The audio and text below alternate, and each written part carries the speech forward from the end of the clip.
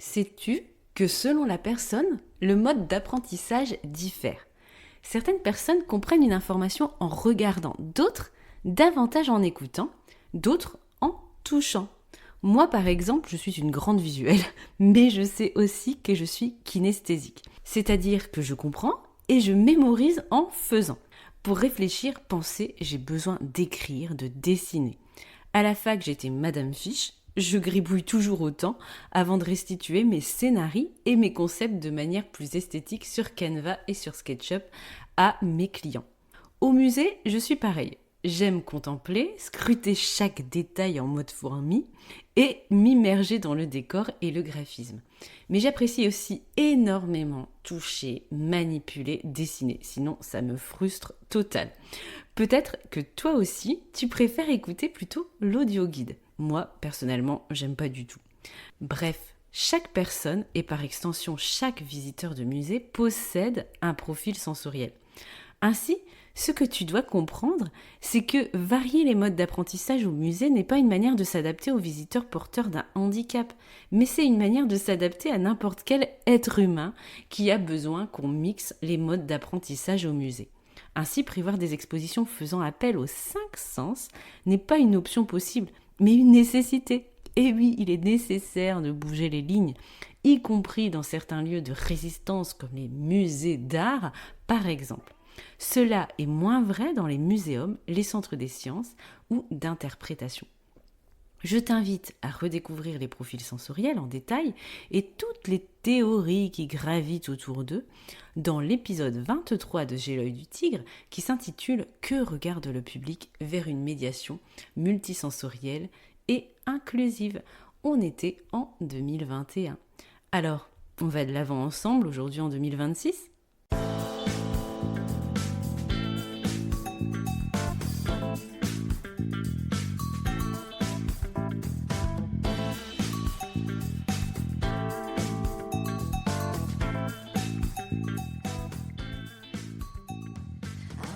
Bonjour à tous et bienvenue sur le podcast J'ai l'œil du tigre. Je suis Claire, la muséographe et scénographe de Fun in Museum. Mon métier, c'est d'aider les musées, les équipements touristiques et tous les professionnels du patrimoine à trouver des solutions pour booster, rendre waouh l'expérience de leurs visiteurs.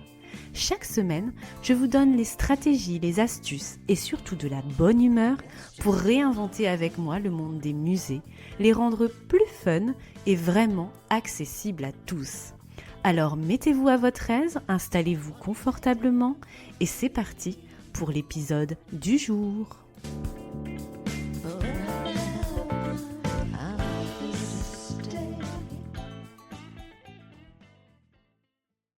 Alors aujourd'hui, un épisode ouverture de chakra avec la question que m'avait posée une cliente il y a quelques mois et qui a résonné encore une fois dans ma tête lorsque je donnais cours à l'université ces dernières semaines. Cette question, c'est le titre de l'épisode tout simplement. Que regarde le public, Claire? Dans une exposition bien sûr.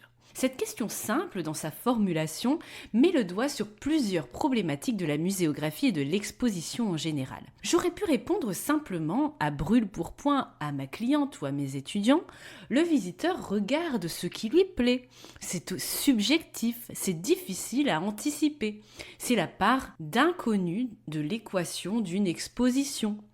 J'aurais pu répondre aussi le visiteur, si c'est un adulte, a un champ visuel idéal de 80 cm depuis le sol jusque 200-210 cm de hauteur. C'est ça qu'il voit en priorité. C'est un peu mathématique, et c'est un peu la base de la scénographie et même du graphisme dans l'espace. J'aurais même pu dire aussi, le visiteur a tendance à se diriger automatiquement vers la droite, qui est un sens logique de circulation, du moins dans les pays où on conduit à droite. Faisons donc attention à bien placer l'entrée de l'exposition avec cette logique à droite et même un objet, un texte bien important à droite. Cette réponse ne serait sans doute pas pertinente en Inde ou en Thaïlande, mais elle se tient, en tout cas, pensez-y à cette petite astuce. Oui, j'ai de cruelles envies de voyage asiatique, mais ce n'est pas du tout le bon moment. Quoi qu'il en soit, si on revient à nos moutons, ces 3 réponses, si elles peuvent se tenir pour répondre à ma cliente ou à mes étudiants avec pragmatisme, posent problème, car cela signifierait que tout visiteur a forcément un canal d'apprentissage et de découverte strictement visuel, de regarder, qu'on résume l'avenir de notre expo à ce qu'il verrait avec un seul et unique sens, ce visiteur, ses yeux, sa vue. Et ça, c'est bien sûr assez restrictif, vous le comprenez assez aisément. Faisons une expérience. Lorsque vous étiez à l'école, ou si vous êtes encore étudiant, ou lorsque vous faites une formation. Comment retenez-vous les choses? Est-ce que vous êtes capable de voir vos fiches de révision, vos notes, les yeux fermés avec une mémoire photographique? C'est mon cas, en tout cas, depuis toute petite. Est-ce au contraire l'écoute qui est votre canal d'apprentissage et votre canal sensoriel privilégié? Ou bien est-ce que vous avez besoin de dessiner pour retenir, de toucher, d'être dans le concret en agissant? On a tous un sens prioritaire avec lequel on a des facilités. C'est ce qu'on appelle un profil visuel si vous avez une mémoire photographique, un profil auditif si c'est l'ouïe, votre force entre guillemets, ou bien un profil kinesthésique si l'action, les gestes sont plus aisés pour vous pour apprendre. Si vous ignorez votre profil visuel, auditif ou kinesthésique, eh bien, je vous ai mis un petit test à réaliser dans la description de l'épisode pour mieux vous connaître. Ce que j'essaie de vous faire comprendre, c'est que lorsqu'on réalise une exposition dans sa muséographie, scénographie, médiation, discours, etc., il faut prendre en considération ces différents profils possibles chez les visiteurs qu'on cible. Ne pas s'arrêter à la question que regarde le public? Sinon, vous allez taper à côté pour une flopée de visiteurs, car bien sûr, on est tous différents sur le mode d'apprentissage. C'est pourquoi proposer un rythme dans la médiation entre ces différents canaux sensoriels et d'apprentissage sont essentiels pour garantir l'accès facilité à l'information, quel qu'en soit son profil. Prévoir des contenus textuels à lire, mais aussi des contenus diffusés par de l'audio. Prévoir des éléments à toucher pour comprendre un concept, comment fonctionne quelque chose. Exemple concret issu de mes derniers projets de muséum staging. Vous souhaitez expliquer comment fonctionne un radiotélescope. Pas évident. On aurait pu mettre un schéma ou un texte et basta. Le visiteur, pourvu qu'il ait un profil visuel, pourrait comprendre du moins s'il décide de s'arrêter parce que la mise en forme, la tonalité le séduit. Et pour les profils auditifs et kinesthésiques, on propose quoi? Rien. On peut proposer aux visiteurs une maquette géante de radiotélescope à remonter. On est dans le profil kinesthésique, en suivant des consignes textuelles, notées avec un schéma sur la simèse à proximité, ou des conseils sur chaque pièce à assembler. Là, on touche le profil visuel qui est totalement comblé et aux anges. Et pour le visiteur auditif, au profil auditif, prévoir une vidéo avec son ou une station sonore qui conclut en expliquant le fonctionnement, le comment ça marche, l'importance de chaque élément, expliqué par un expert scientifique ou pourquoi pas un extraterrestre martien, pourquoi pas si on veut mettre un peu une tonalité avec du storytelling et un peu de décalé.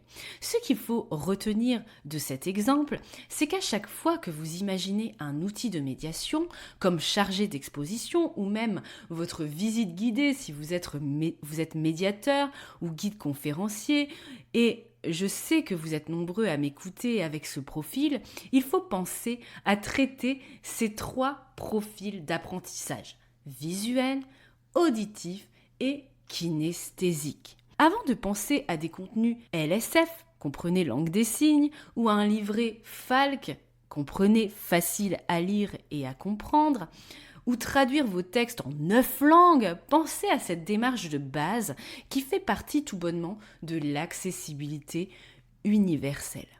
Toute exposition ou parcours de visite doit donner la part belle au multisensoriel et à l'expérience.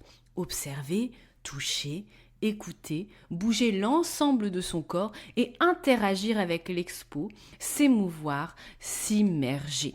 Dans cet épisode, je souhaiterais aussi vous parler de 3 modes d'apprentissage que vous me connaissez peut-être et qui peuvent constituer 3 portes d'entrée à vos contenus lorsque vous créez une expo. Donc là, on a vu les 3 profils plutôt sensoriels d'apprentissage et là plutôt 3 modes d'apprentissage qui ont été construits et théorisés. Niveau 1.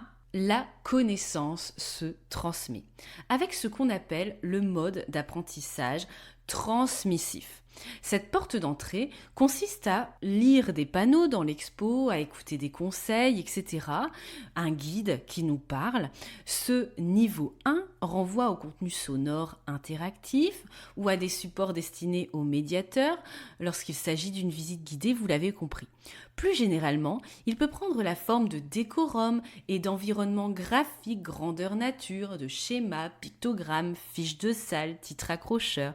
Le niveau 1 s'adresse avant tout à l'apprenant visuel et auditif, dont on a découvert un peu le profil. C'est souvent ce qui apparaît en surface dans votre exposition. C'est le niveau 1 d'expérience. Niveau 2 maintenant.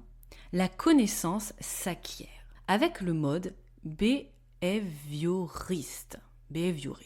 C'est le mode de Skinner. Alors, pas le mec à lunettes dans X-Files, mais le psychologue et penseur américain. C'est un penseur donc influent du behavioriste, notamment dans les années 50. Faites un petit tour sur le web si vous voulez en savoir plus, je ne vais pas rentrer dans les détails ici. Ce niveau 2 propose de manipuler des objets et de solutionner un problème par l'expérimentation pour créer des stimuli. Cette deuxième porte d'entrée est destinée à l'apprenant kinesthésique et renvoie aux manips, trappes, puzzles, presse-boutons, maquettes tactiles, jeux de construction, défis corporels. Pour apprendre, ce visiteur a besoin de mettre les mains dans le cambouis, c'est ça qu'il faut retenir, d'explorer activement le monde physique par essai-erreur. Pour lui, l'exposition propose un accès participatif à certains contenus. Donc vous l'avez compris, ces fameuses petites trappes, des décors pop-up à ouvrir. Revenez un peu à l'épisode comment pimper les lieux de caractère, châteaux, etc. il y a quelques semaines. Voilà, toutes ces petites manips, ces accès participatif à l'information, ça renvoie à ce mode behavioriste, la connaissance s'acquiert, ce modèle de Skinner, S-K-I-2-N-E-R. L'apprenant kinesthésique est empathique et aime s'identifier. Et ce mode d'apprentissage, la connaissance s'acquiert, va être particulièrement adapté à ce profil kinesthésique, ce profil sensoriel où le tactile est extrêmement important. Vous l'avez compris. Le niveau 3 maintenant, la connaissance se construit grâce au mode constructiviste. Alors, est-ce que vous connaissez ce mode constructiviste ? Alors, c'est le principe décrit par Piaget, Jean Piaget, P-I-A-G-E-T. Pour faire simple, Piaget dit que l'intelligence n'est pas innée, mais se construit.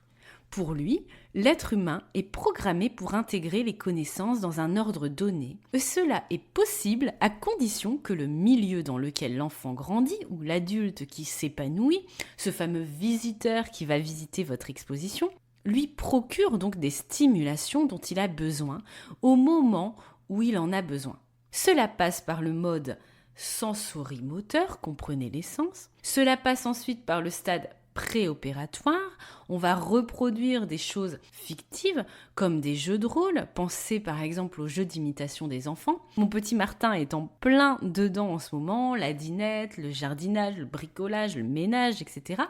Et donc ensuite, après ce stade préopératoire, vous avez dans cette méthode constructiviste, le troisième stade pour Piaget, c'est le mode opératoire, avec la capacité de raisonner concrètement, de classer les choses, de grouper et ensuite de les partager avec les personnes qui nous entourent dans une démarche de socialisation. Bref, le mode constructiviste dans les expos renvoie aux interactions et aux mises en situation qu'on va créer avec le numérique par exemple. Ce niveau renvoie au serious game, entre autres au module de médiation où on doit suivre un process, une marche à suivre, jouer un rôle, réussir une mission en équipe avec des consignes, de la socialisation, les sens, un univers fictif. Donc vous voyez, en fonction des niveaux d'apprentissage, le niveau 1, la connaissance se transmet, le niveau 2, la connaissance s'acquiert avec les manips, le niveau 3, avec la connaissance se construit, avec ses jeux de rôle, ses mises en situation. On monte un petit peu en termes de difficulté, de modules de médiation et surtout de volets à prendre en compte lorsque vous créez votre exposition. Vous devez toujours avoir en tête donc ces 3 niveaux d'apprentissage et ces 3 profils VAK, visuel, auditif, kinesthésique. À chaque fois que vous vous lancez dans une démarche de médiation quelle qu'elle soit et de muséographie pour vous donner toutes les chances de proposer véritablement de l'accessibilité. Alors ce n'est pas évident à faire au début, mais ça devient assez automatique à force d'inscrire ces repères régulièrement dans ces projets d'exposition.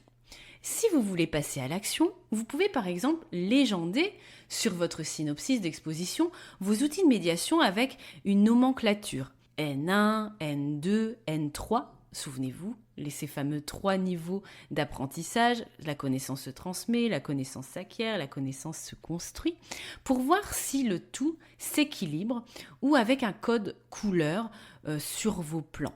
Ça vous aide à visualiser si votre projet intègre tous ces paramètres, tous ces modes d'apprentissage. Lorsque vous regardez mes plans de scénographie, par exemple, vous allez retrouver toujours différentes couleurs pour séparer aussi ce qui est visuel, ce qui est de l'ordre de la manip, ce qui est de l'ordre du numérique. Allez, c'est parti pour le résumé. 3 profils existent, vous l'avez compris. Pensez VAK. Visuel, auditif, kinesthésique. Les prendre en compte permettra d'offrir des parcours de visite d'emblée plus accessibles avec facilité. C'est la base avant tout. Avant de vous dire je vais postuler pour le label tourisme et handicap, pensez à VAK. Faites le test en description pour découvrir justement votre profil et peut-être que votre résultat mettra en lumière la manière dont vous avez vécu, non pas votre scolarité, mais vos expériences expographiques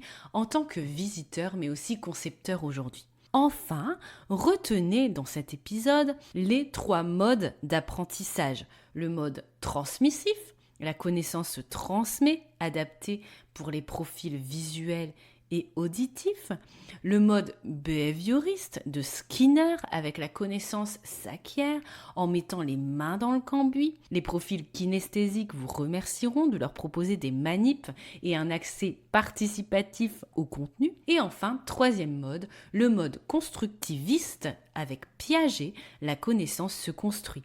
On ne va pas se contenter de reproduire des choses comme dans le mode précédent avec les sens, le toucher, mais on va les intégrer, on va jouer avec eux, on va faire des expérimentations avec un mode réponse, erreur plus poussé, avec des mises en situation, des jeux de rôle. Pensez, pour retenir ce mode, aux serious games par exemple, ou bien même aux escape games.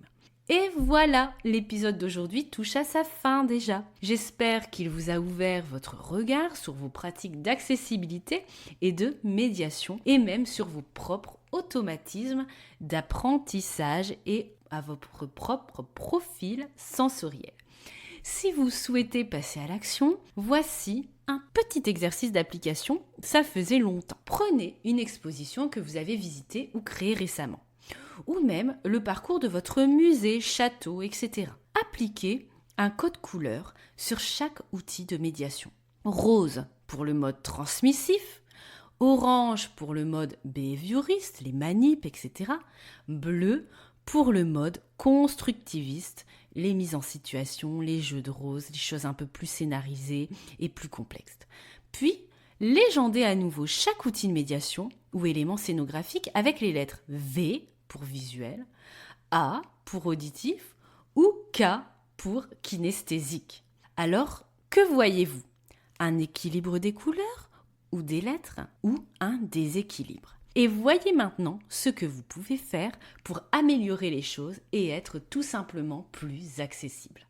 Je vous remercie de votre écoute et je vous souhaite une bonne matinée, après-midi, soirée, où que vous soyez en France, en Belgique, au Canada, aux États-Unis et même au Brésil ou en Tanzanie où vous m'écoutez. Je suis toujours étonnée de découvrir au fil des semaines la localisation de vos écoutes avec mon plus grand plaisir.